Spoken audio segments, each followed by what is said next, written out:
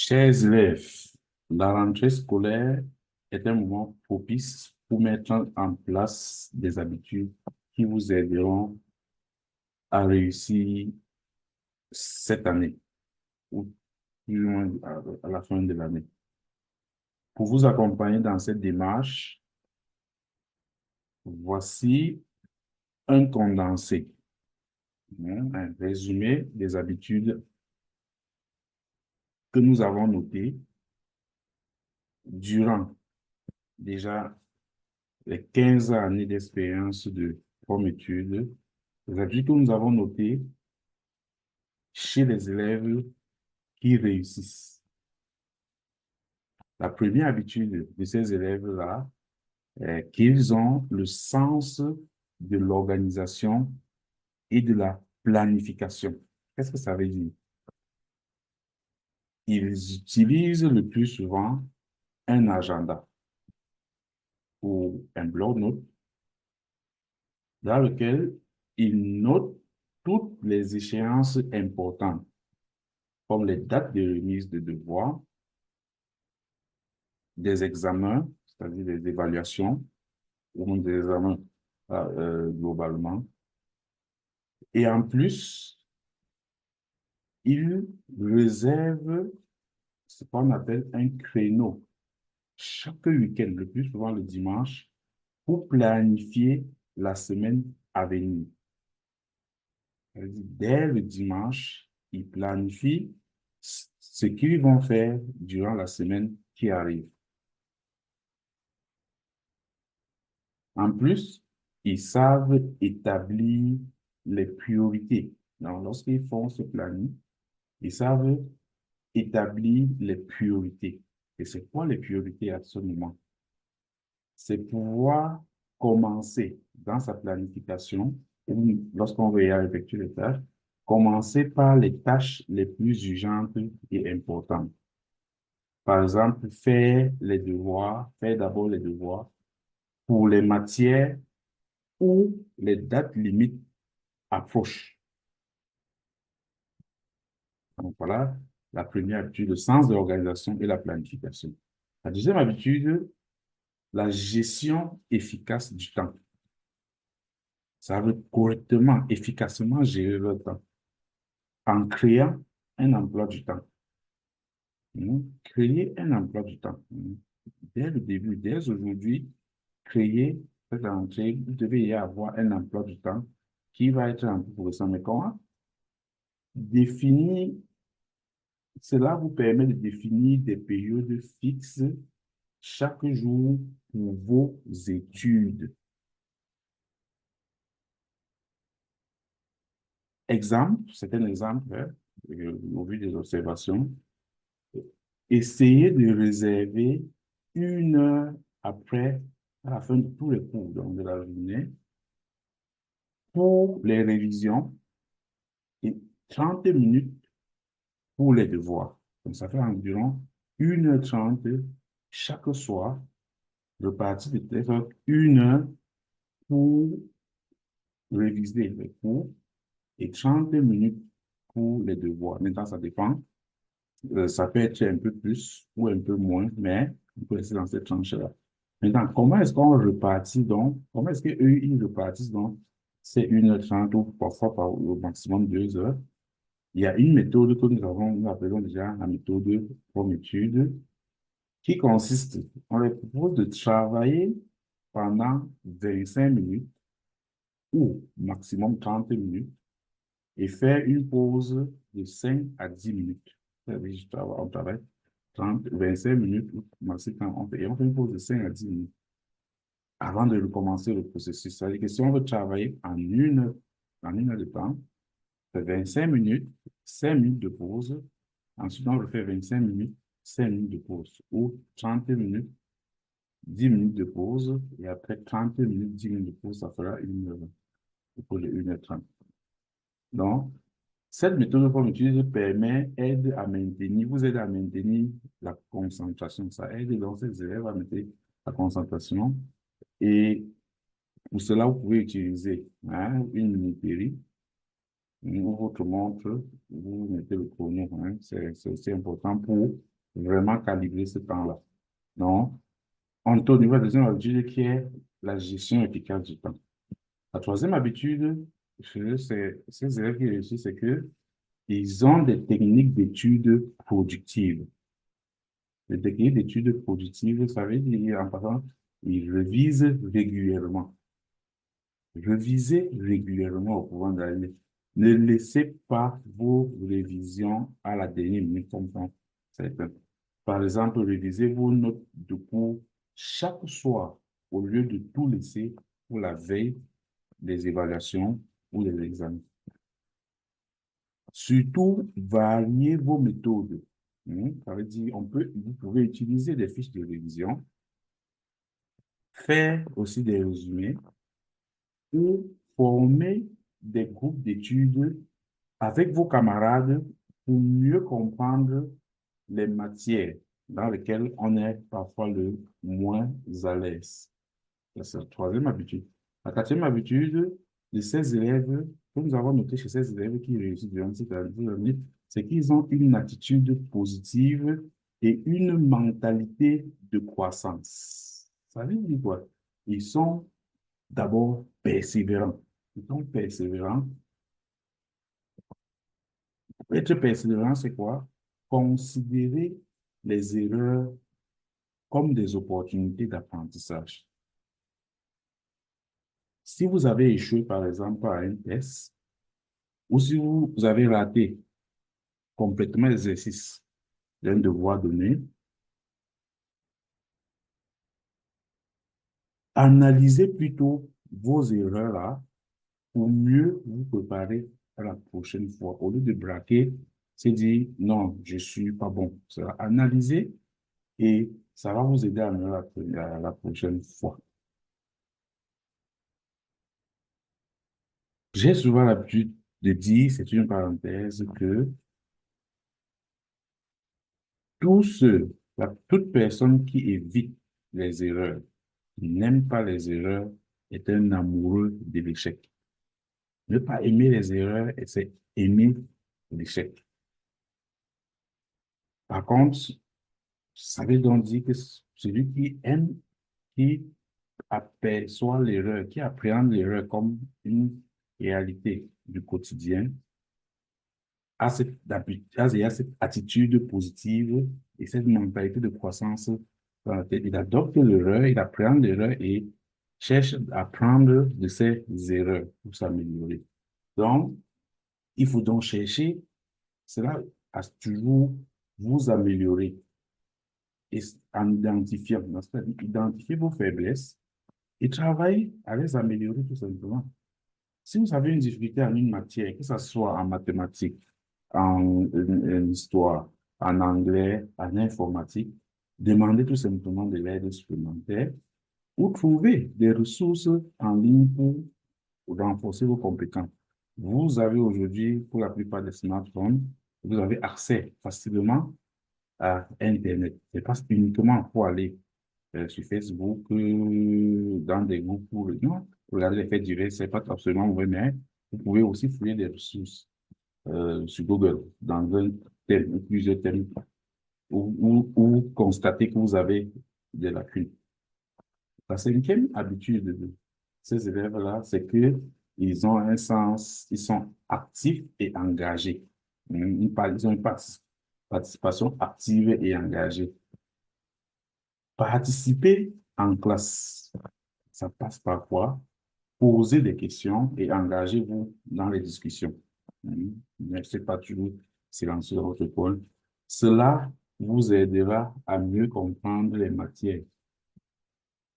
Si vous ne comprenez pas un concept, par exemple, n'hésitez pas à demander des éclaircissements, soit à votre camarade, le plus souvent à votre professeur, s'il est disponible, le plus souvent il va répondre, ou même si le professeur n'est plus là, demandez à votre camarade qui semble mieux et à être à l'aise ou mieux comprendre le concept qui vous échappe. Engagez-vous dans des activités parascolaires en participant à des clubs ou des activités qui vous intéressent. Cela vous aide à coup sûr à développer des compétences complémentaires, hein, et aussi à vous épanouir. Le facteur épanouissement ici est important pour créer une certaine stimulation dans un milieu, hein, où il ne faut pas seulement être concentré dans les cahiers, mais il y a ce qu'on appelle les compétences interpersonnelles qu'il faut pouvoir aussi développer, qui vous aideront plus tard. La sixième habitude, c'est qu'ils savent équilibrer vie et études. Ils savent bien équilibrer. Ils ne font pas uniquement études. Ils savent utiliser la vie au quotidien là et les études. Pouvoir le faire les aide à gérer le stress. Et comment est-ce que ça se passe? Utiliser des techniques de relaxation comme la méditation ou le sport. Hmm. Pratiquer donc une activité physique régulière pour libérer le stress accumulé. Donc, forcément, lorsqu'on travaille durant toute la semaine, il y a forcément un stress accumulé. Il faut pouvoir libérer ça. Et une activité physique vous aide à coup sûr. Donc, aller faire du jogging, sortir marcher, faire des courses, aller faire des travaux au champ, par exemple, le week-end pour aider les parents. Ce sont des activités qui vous permettent de libérer ce. Prenez du temps pour vous détendre aussi. Donc, ne restez pas dans une certaine monotonie. Hein. Prenez du temps pour vous détendre. Donc, assurez-vous de consacrer du temps à vos plaisirs, à vos loisirs, pardon, à vos loisirs, à vos amis, pour maintenir un bon équilibre entre études et détente.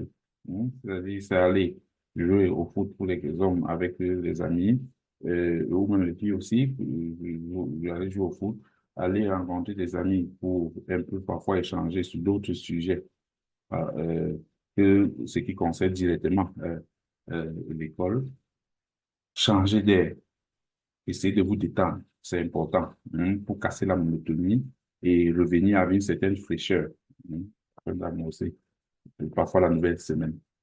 À septième habitude, ils savent utiliser les ressources à leur disposition. Donc, l'utilisation efficace des ressources. Exploiter les ressources pédagogiques, hein. Ce sont les livres que vous avez, aujourd'hui aussi les tutoriels en ligne, des supports de cours pour approfondir vos connaissances. Regardez aussi, par exemple, les vidéos explicatives sur les sujets qui vous posent problème ou vous semblez avoir plus de lacunes. Il y a sur YouTube, par exemple, vous en trouverez. Vous parlez sur le téléphone, vous tapez uniquement quelques mots liés aux lacunes que vous avez, vous aurez forcément une ou deux vidéos dans ce sens.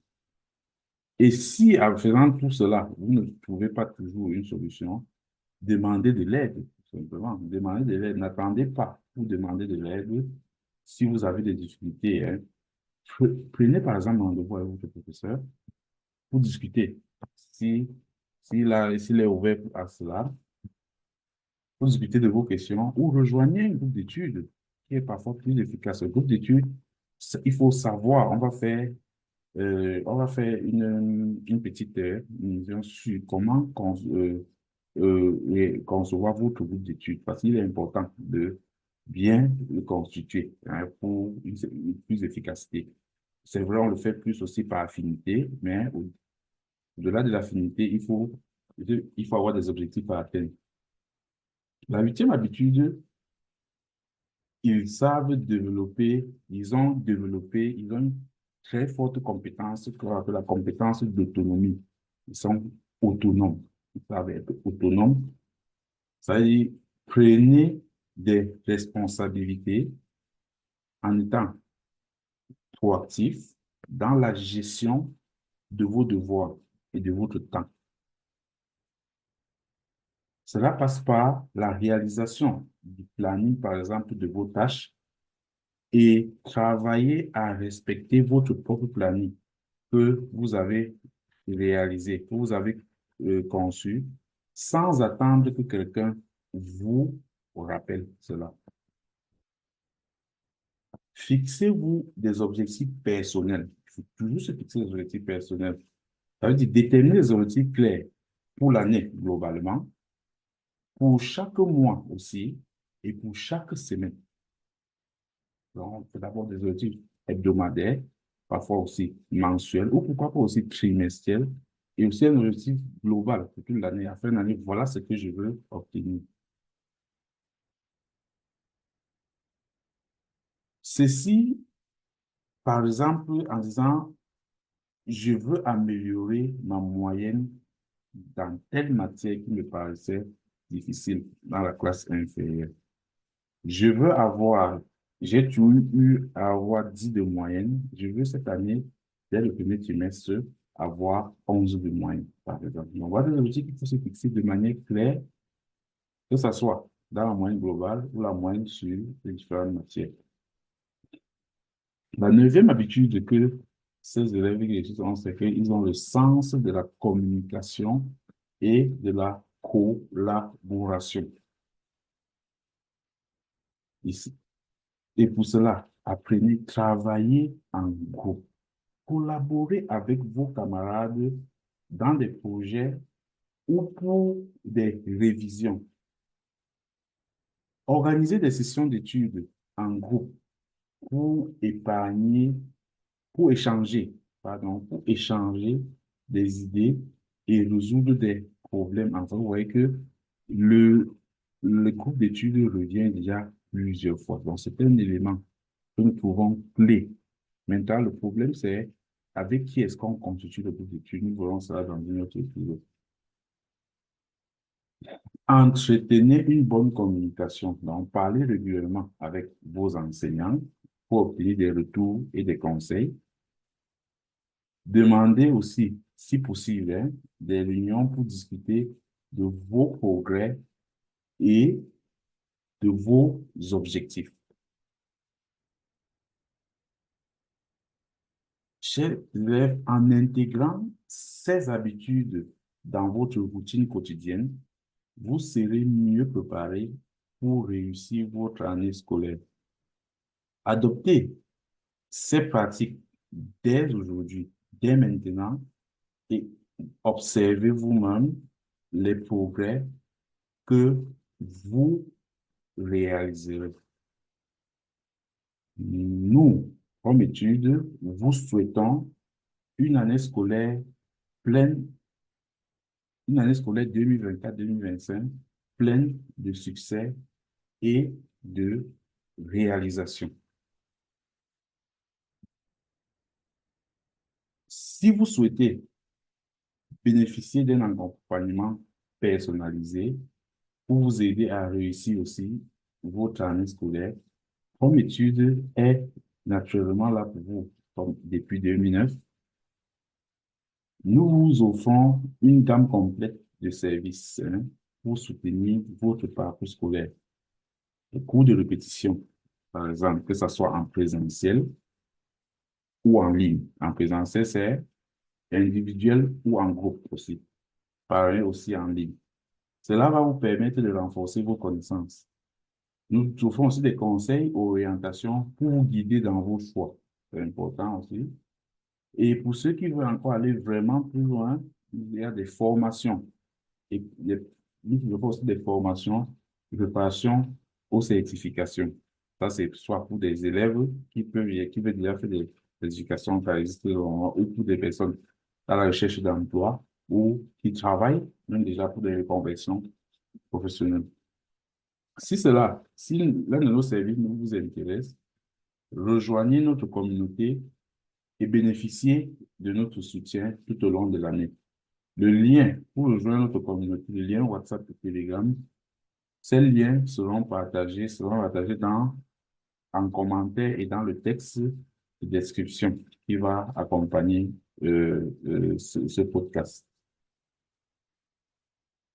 Bonne et heureuse année scolaire 2024-2025 à tous.